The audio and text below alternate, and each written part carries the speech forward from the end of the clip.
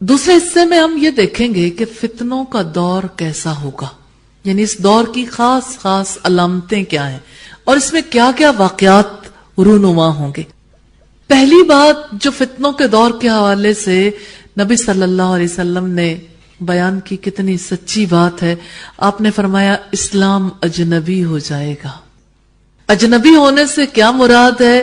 ہم حدیث کے حوالے سے دیکھیں گے، حضرت ابو ہریرہ رضی اللہ تعالیٰ عنہ اور انس بن مالک دونوں سے روایت ہے، رسول اللہ نے فرمایا بے شک اسلام کی ابتدا اس حال میں ہوئی کہ یہ اجنبی تھا، یعنی لوگ اسلام کے احکامات کو پہچانتے نہیں تھے، اور ان قریب یہ پھر اسی طرح اجنبی ہو جائے گا جس طرح شروع ہوا تھا۔ فطوبى للغرباء، پھر خوشخبری ہے اجنبیوں کے لیے، یعنی وہ لوگ جو دین کی سمجھ رکھتے ہیں، دین کا سچا فہم رکھتے ہیں، لوگوں کے لیے ان کا طرز عمل، ان کی بات نئی ہو جائے گی، لوگ اس کو اپنے لیے عجیب محسوس کریں گے۔ یہ صحیح مسلم کی روایت تھی 372 اور ابن ماجہ کی روایت 3987 نمبر پر ہے۔ یہاں سے ہمیں یہ پتا چلتا ہے کہ اسلام کا حال پہلے دور جیسا نہیں رہے گا، یعنی لوگوں کے پاس دین کا علم، دین کا فہم نہیں رہے گا، اور لوگ اسلام سے لابلد ہو جائیں گے اور اسلام کے احکامات پر عمل کرنے کی ذمہ داری محسوس نہیں کریں گے۔ خوش نصیب ہے، رسول اللہ کی دعا ہے ان لوگوں کے لیے، فطوبى للغرباء، کہ وہ جو اجنبی ہیں، جو اپنے ماحول میں ہونے کے باوجود لوگوں کے لیے اجنبی بن گئے، ان کا طرز عمل اجنبی ہو گیا، وہ لوگ خوشخبری کے مستحق ہیں، ان کے لیے خوشخبریاں ہیں جو اپنے ماحول میں اجنبی بن گئے۔ سچی بات یہ ہے کہ ہم ایسے ہی دور سے گزر رہے ہیں جہاں پر حجاب کرنے والی عورت اجنبی ہو گئی، اس کے حجاب کرنے کے عمل کو عجیب سمجھا جاتا ہے۔ مثال کے طور پر آپ کسی شادی کی تقریب میں دیکھیں، شادی کی تقریب میں مرد بھی ہیں، خواتین بھی ہیں۔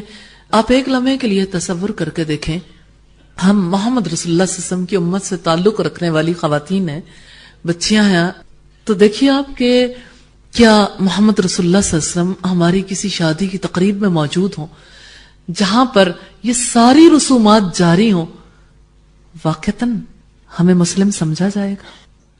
ہمارا کوئی طرز عمل ایسا ہوتا ہے؟ ہمارا لباس، ہمارا کلام، ہمارے طور طریقے، ہمارے وہ ساری رسومات کیا واقعی محمد رسول اللہ صلی اللہ علیہ وسلم کے لائے ہوئے دین کے مطابق ہوتی ہیں؟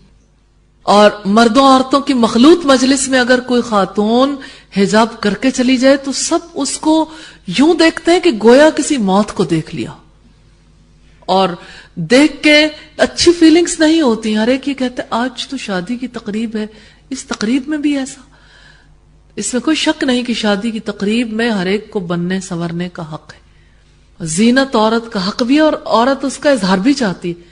اسلام صرف یہ چاہتا ہے کہ اس زینت کو اپنے دائرے میں رکھا جائے، لیکن جب آپ دائرے سے باہر جائیں گے تو ظاہر ہے کہ یہ تو محمد رسول اللہ صلی اللہ علیہ وسلم کے دین کے مخالف بات ہے۔ میں تو اس ریفرنس سے یہ بات کر رہی ہوں کہ آج رسول اللہ کے بتائے ہوئے طریقے کے مطابق ہونا کتنا اجنبی ہو گیا، اجنبی طرز عمل ہو گیا، اور اس طریقے سے نکلنا ان ہو گیا نا۔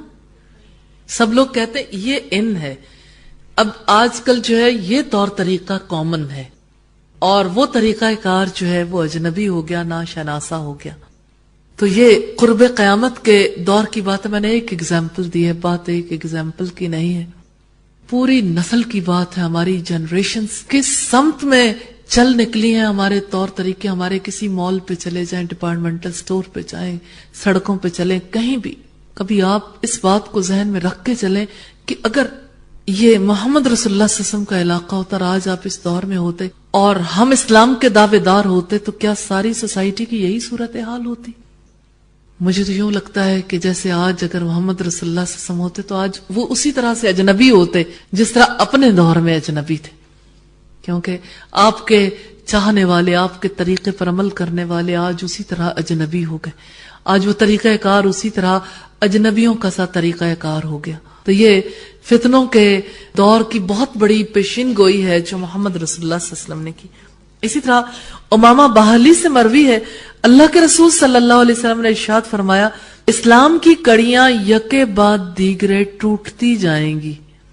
بات بڑی امپورٹنٹ ہے، جب ایک ٹوٹے گی تو لوگ دوسری کو پکڑ لیں گے. سب سے پہلے امر خلافت ٹوٹے گا، یعنی خلافت ختم ہو جائے گی، وہ تو بہت مدت پہلے ہی ختم ہو گئی. اور آخر میں اقامت صلاۃ کی کڑی ٹوٹ جائے گی.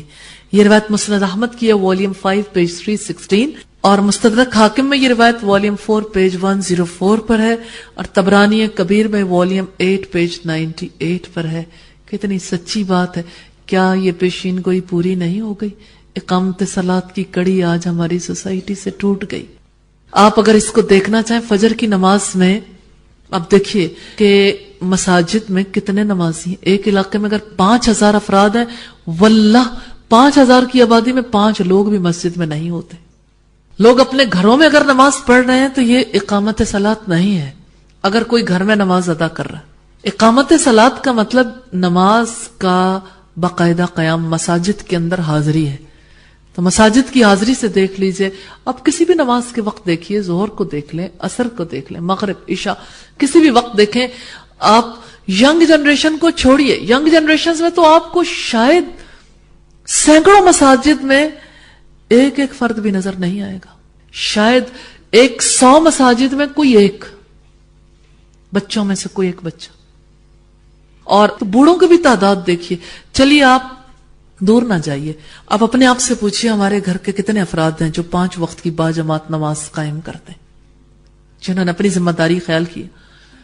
آپ خود محسوس کریں گے کہ واقعی اسلام کی آخری کڑی بھی ٹوٹ گئی ہے. اللہ تعالیٰ سے دعا ہے کہ اللہ تعالیٰ ہماری خطاؤں غلطیوں کو معاف فرمائے اور ہمیں اقامت صلاۃ کے لیے کوششیں کرنے والا بنا دے. اللہ تعالیٰ اس ٹوٹی ہوئی کڑی کو جوڑنے والا بنا دے. ابن فیروز سے مروی ہے کہ اللہ کے رسول صلی اللہ علیہ وسلم نے ارشاد فرمایا، اسلام کی کڑیاں درجہ بدرجہ ٹوٹتی جائیں گی جس طرح رسی زنجیر وقفہ در وقفہ ٹوٹتی ہے. یعنی پہلے ایک ٹوٹتی ہے، پھر آہستہ آہستہ دوسری، تیسری، پھر اسی طرح ساری ٹوٹ جاتی ہیں. حضرت عبداللہ بن مسعود سے مروی ہے کہ اللہ کے رسول صلی اللہ علیہ وسلم نے ارشاد فرمایا، قیامت کی نشانیوں میں سے کہ کوئی آدمی مسجد کے پاس سے گزرے گا مگر اس میں 2 رکعتیں تحیت المسجد ادا نہیں کرے گا. یہ مسجد کا حق ہے کہ جب مومن مسجد کے اندر داخل ہو تو 2 رکعت نماز ادا کرے. تو تحیت المسجد ادا کرنے سے مسلمان محروم ہو جائیں گے کہ مساجد کے اندر جائیں گے. آج ایسی صورتحال نہیں. لوگ مساجد میں جاتے ہیں وزٹ کرنے کے لیے، مسجد اللہ کا ذکر قائم کرنے کے لیے ہیں، وزٹ کرنے کے لیے نہیں.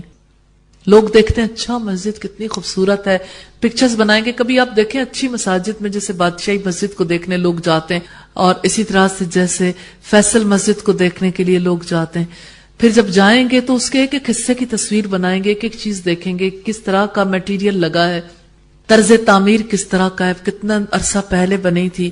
اس کے شینڈلیئرز کو دیکھا جاتا ہے، ان کے پکچرز بناتے ہیں لوگ، اس کی طرز تعمیر پر واہ واہ کرتے ہیں، لیکن 2 رکعت تحیت المسجد نہیں ادا کرتے.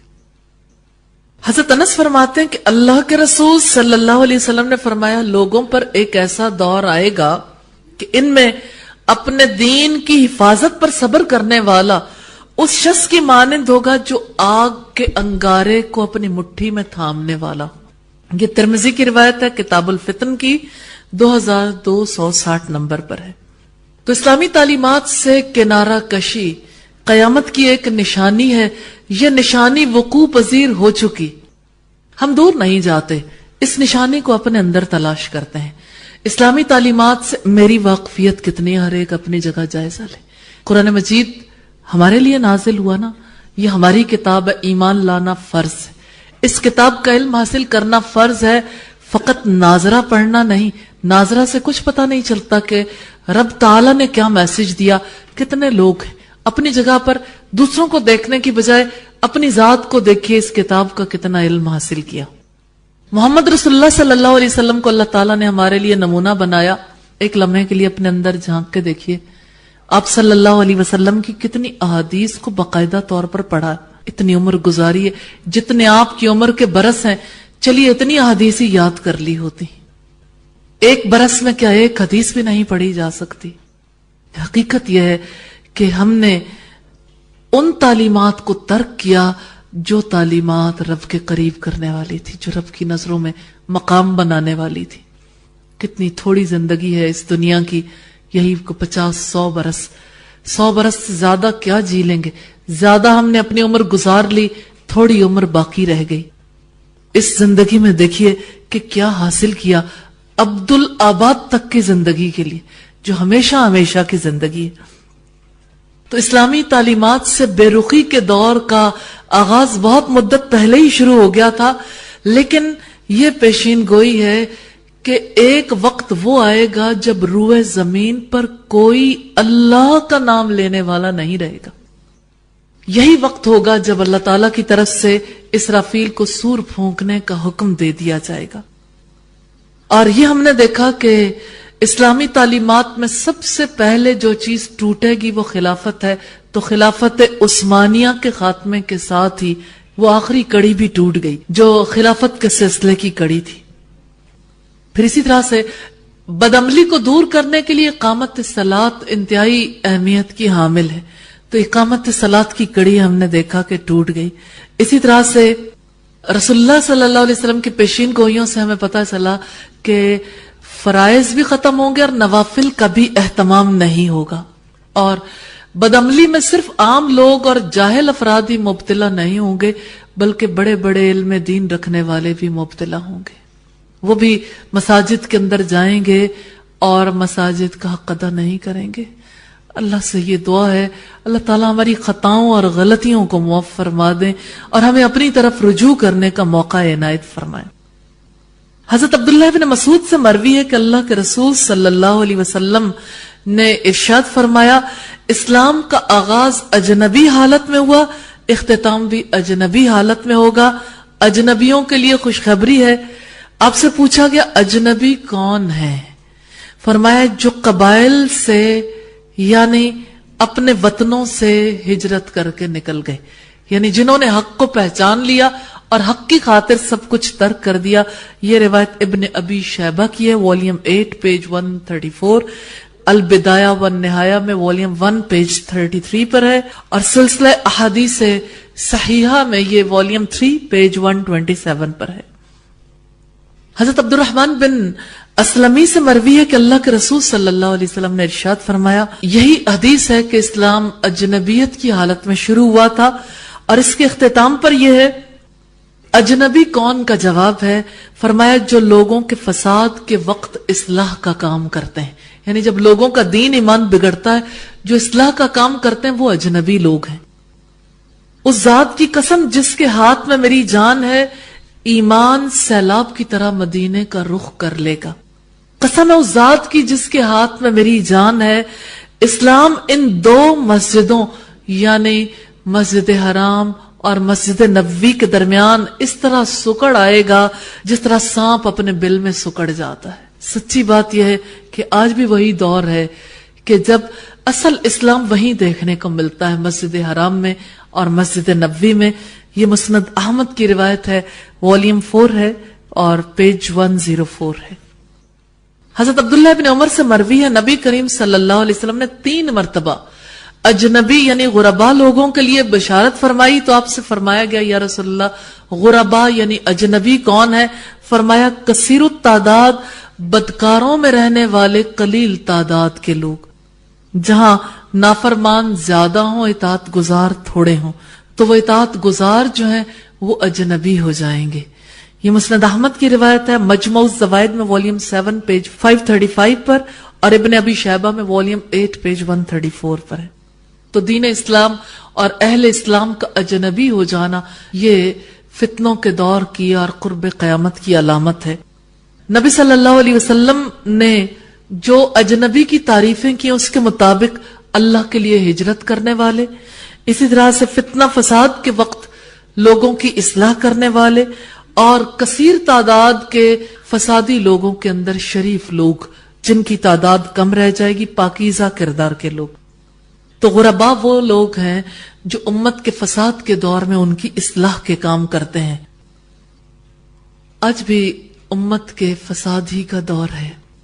آپ کو دعوت دی اسی غرض سے کہ آئیے اس فساد کے دور میں مل کر اصلاح کا کام کرتے ہیں. آئیں وہ اجنبی بن جائیں جن کے لیے محمد رسول اللہ صلی اللہ علیہ وسلم نے فرمایا فطوبى للغرباء کہ ان اجنبیوں کے لیے بشارت ہے، خوشخبری ہے، کیونکہ ان اجنبیوں نے ہی دین پر قائم رہنا ہے اور لوگوں کو دین کی روشنی دکھانی ہے. یہ تبھی ممکن ہے جب دین سیکھیں اور دوسروں کو بھی سکھائیں. اللہ سے دعا ہے ہمیں قبول فرما لے. اسی طرح سے آپ صلی اللہ علیہ وسلم نے جو دوسری بات کہی وہ بہت اہم ہے. آپ نے فرمایا اسلام پرانا ہو جائے گا. حضرت حذیفہ بن یمان سے روایت ہے رسول اللہ نے فرمایا اسلام پرانا ہو جائے گا جیسے کپڑے کی بیل پرانی ہو جاتی ہے. یعنی جیسے کپڑا اور کپڑے کے اوپر لگی ہوئی چیز پرانی ہو جاتی ہے، یہاں تک کہ مسلمانوں میں سے کوئی نہ جانے گا کہ روزہ کیا ہے، نماز کیا ہے، قربانی کیا ہے، صدقہ کیا ہے، اور اللہ کی کتاب ایک ہی رات میں چل دے گی. حدیث بہت امپورٹنٹ ہے.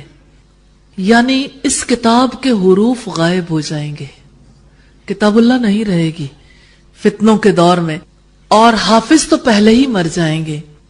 تو زمین میں ایک آیت بھی قرآن حکیم کی باقی نہیں رہے گی، اور چند گروہ مسلمانوں کے رہ جائیں گے، اور مسلمان بوڑھے اور بوڑھیاں یہ کہیں گے کہ ہم نے اپنے باپ دادا کو یہ کلمہ کہتے ہوئے پایا ہے لا الہ الا اللہ، تو ہم بھی کہتے ہیں باقی کوئی بات ہمیں پتہ نہیں ہے. صلہ بن ظفر نے کہا جو تابعی ہیں اور حذیفہ سے راوی ہیں کہ لفظ لا الہ الا اللہ کہنے سے ان کو کوئی فائدہ نہیں ہوگا، اور وہ نہیں جانتے ہوں گے کہ روزے اور نماز، قربانی اور زکوٰۃ کو.